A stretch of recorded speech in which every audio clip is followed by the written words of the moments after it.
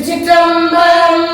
திருஞான சம்பந்தருடைய மூன்றாம் திருமுறை. காதலாகி கசிந்து கண்ணீர் மல்கியோது வாதமை நன்னெறிக்கு உய்வது வேதம் நானினோம் மெய்பொருளாவது நாதன் நாமம் நம சிவாயவே.